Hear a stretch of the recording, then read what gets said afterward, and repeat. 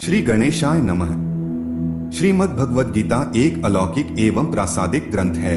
वाराह पुराण में आया है कि नित्य गीता जी का पाठ अथवा श्रवण करने वाले मनुष्य का पतन नहीं होता है।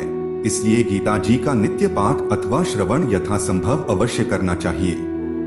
आशा है जो लोग श्रीमद् भगवद गीता जी के भाव का श्रवण करना चाहते हैं उनके लिए हमारा यह प्रयास उपयोगी होगा। श्री वेदव्यास जी ने महाभारत में गीता जी का वर्णन करने के उपरांत कहा है, गीता सुगीता कर्तव्या किमन्यः शास्त्र विस्तरः या स्वयं पद्मनाभस्य मुख पद्माद्विनिःसृता। गीता सुगीता करने योग्य है, अर्थात श्री गीता जी को भली प्रकार पढ़कर अर्थ और भाव सहित अंतःकरण में धारण कर लेना मुख्य कर्तव्य है, जो कि स्वयं पद्मनाभ भगवान श्री विष्णु के मुखारविंद से निकली हुई है। स्वयं श्री भगवान ने भी इसके महात्म्य का वर्णन किया है। शांताकारं भुजगशयनं पद्मनाभं सुरेशं विश्वाधारं गगनसदृशं मेघवर्णं शुभांगं लक्ष्मीकांतं कमलनयनं योगिभिर्ध्यानगम्यं वंदे विष्णुं भवभयहर सर्वलोकैकनाथम्। अर्थ, जिनकी आकृति अतिशय शांत है, जो शेषनाग की शैया पर शयन किए हुए हैं, जिनकी नाभि में कमल है, जो देवताओं के भी ईश्वर और संपूर्ण जगत के आधार हैं, जो आकाश के सदृश सर्वत्र व्याप्त हैं, नील मेघ के समान जिनका वर्ण है, अतिशय सुंदर जिनके संपूर्ण अंग हैं, जो योगियों द्वारा ध्यान करके प्राप्त किए जाते हैं, जो संपूर्ण लोकों के स्वामी हैं, जो जन्म मरण रूप भय का नाश करने वाले हैं, ऐसे लक्ष्मीपति कमल नेत्र भगवान श्री विष्णु को मैं प्रणाम करता हूँ। यम ब्रह्मा वरुणेन्द्र रुद्रमृतः स्तुन्वन्ति दिव्यैः स्तवैः वेदैः साङ्गपक्रमोपनिषदैः गायन्ति यं साङ्गाः ध्यानावस्थित तद्गतेन मनसा पश्यन्ति यं योगिनो यस्यान्तं न विदुः सुरासुरगणा देवाय तस्मै नमः। अर्थ, ब्रह्मा, वरुण, इंद्र, रुद्र और मरुदगण दिव्य स्तोत्रों द्वारा जिनकी स्तुति करते हैं, सामवेद के गाने वाले अंग, पद, क्रम और उपनिषदों के सहित वेदों द्वारा जिनका गान करते हैं, योगी जन ध्यान में स्थित तद्गत हुए मन से जिनका दर्शन करते हैं, देवता और असुरगण जिनके अंत को नहीं जानते, उन परम पुरुष नारायण देव के लिए मेरा नमस्कार है। वसुदेव सुतम देवम कंस-चाणूरमर्दनम देवकी परमानंदम कृष्णम वंदे जगत गुरु।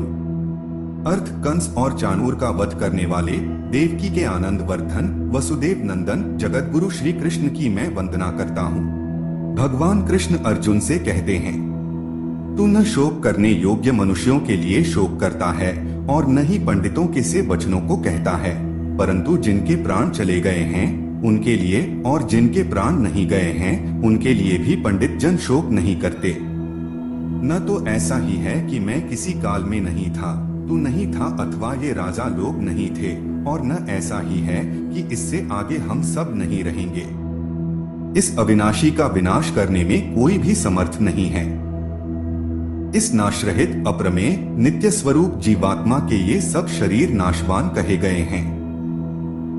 जो इस आत्मा को मारने वाला समझता है तथा जो इसको मरा मानता है, वे दोनों ही नहीं जानते, क्योंकि यह आत्मा वास्तव में न तो किसी को मारता है और न किसी के द्वारा मारा जाता है। यह आत्मा किसी काल में भी न तो जन्मता है और न ही मरता है, क्योंकि यह अजन्मा, नित्य, सनातन और पुरातन है। शरीर के मारे जाने पर भी यह नहीं मरता। जो पुरुष इस आत्मा को नाशरहित, नित्य, अजन्मा और अव्यय जानता है, वह पुरुष कैसे किसी को मार सकता है। जैसे मनुष्य पुराने वस्त्रों को त्याग कर दूसरे नए वस्त्रों को ग्रहण करता है, वैसे ही जीवात्मा पुराने शरीर को त्याग कर दूसरे नए शरीर को प्राप्त होता है। इस आत्मा को शस्त्र काट नहीं सकते, आग जला नहीं सकती, जल गला नहीं सकता और वायु सुखा नहीं सकता, क्योंकि यह आत्मा अच्छेद्य, अदाह्य, अक्लेद्य और निःसंदेह अशोष्य है तथा यह आत्मा नित्य, सर्वव्यापी, अचल, स्थिर रहने वाला और सनातन है। यह आत्मा अव्यक्त, अचिंत्य और विकार रहित कहा जाता है, क्योंकि इस मान्यता के अनुसार जन्मे हुए की मृत्यु निश्चित है और मरे हुए का जन्म निश्चित है। तेरा कर्म करने में ही अधिकार है, उसके फलों में कभी नहीं। इसलिए तू कर्मों के फल का हेतु मत हो तथा तेरी कर्म न करने में भी आसक्ति न हो। हे धनंजय, तू आसक्ति को त्याग कर तथा सिद्धि और असिद्धि में समान बुद्धि वाला होकर योग में स्थित हुआ कर्तव्य कर्मों को कर, समत्व ही योग कहलाता है। जो कुछ भी कर्म किया जाए उसके पूर्ण होने और न होने में तथा उसके फल में संभाव रहने का नाम ही समत्व है। संबुद्धि युक्त पुरुष पुण्य और पाप दोनों को इसी लोक में त्याग देता है, अर्थात उनसे मुक्त हो जाता है। यह समत्वरूप योग ही कर्म बंधन से छूटने का उपाय है। संबुद्धि से युक्त ज्ञानी जन कर्मों से उत्पन्न होने वाले फल को त्याग कर जन्म रूप बंधन से मुक्त हो निर्विकार परमपद को प्राप्त हो जाते हैं। जो पुरुष मन में स्थित संपूर्ण कामनाओं को भली भांति त्याग देता है और आत्मा से आत्मा में ही संतुष्ट रहता है, दुखों की प्राप्ति होने पर जिसके मन में उद्वेग नहीं होता, सुखों की प्राप्ति में जो सर्वथा निःस्पृह रहता है तथा जिसके राग, भय और क्रोध नष्ट हो गए हैं, ऐसे पुरुष की बुद्धि को मुनि स्थिर बुद्धि कहा जाता है। जैसे कछुआ सब ओर से अपने अंगों को समेट लेता है, वैसे ही स्थिर बुद्धि पुरुष विषयों से इंद्रियों को सब प्रकार से हटा लेता है। इंद्रियों के द्वारा विषयों को ग्रहण न करने वाले पुरुष के भी केवल विषय तो निवृत्त हो जाते हैं, परंतु उनमें रहने वाली आसक्ति निवृत्त नहीं होती। इस स्थित प्रज्ञ पुरुष की तो आसक्ति भी परमात्मा का साक्षात्कार करके निवृत्त हो जाती है। आसक्ति का नाश न होने के कारण ये प्रमथन स्वभाव वाली इंद्रियां यत्न करते हुए बुद्धिमान पुरुष के मन को भी बलात् हर लेती हैं। इसलिए साधक को चाहिए कि वह उन संपूर्ण इंद्रियों को वश में करके समाहित चित्त हुआ प्रभु परायण होकर ध्यान में बैठे, क्योंकि जिस पुरुष की इंद्रियां वश में होती हैं, उसी की बुद्धि स्थिर हो जाती है। विषयों का चिंतन करने वाले पुरुष की उन विषयों में आसक्ति हो जाती है। आसक्ति से उन विषयों की कामना उत्पन्न होती है और कामना में विघ्न पड़ने से क्रोध उत्पन्न होता है।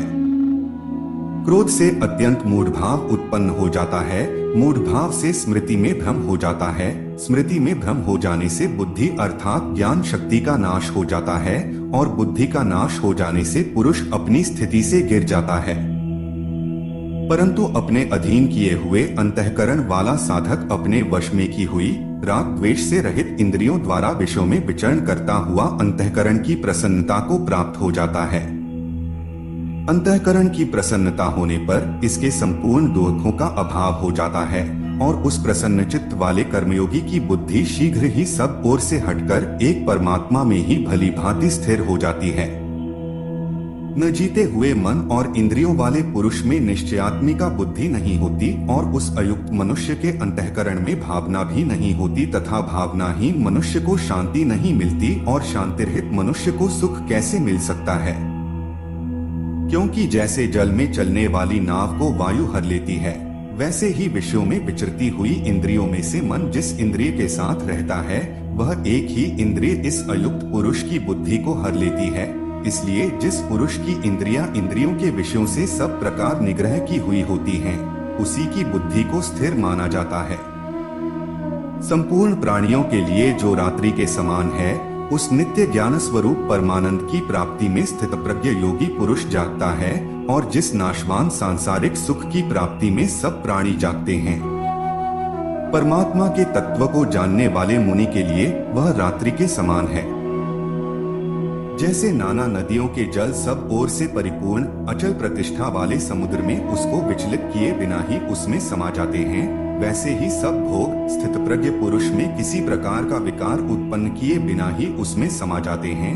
वही पुरुष परम शांति को प्राप्त होता है, भोगों को चाहने वाला नहीं। जो पुरुष संपूर्ण कामनाओं को त्याग कर ममता रहित, अहंकार रहित और स्पृहा रहित हुआ विचरता है, वही शांति को प्राप्त होता है, अर्थात वह शांति को प्राप्त है।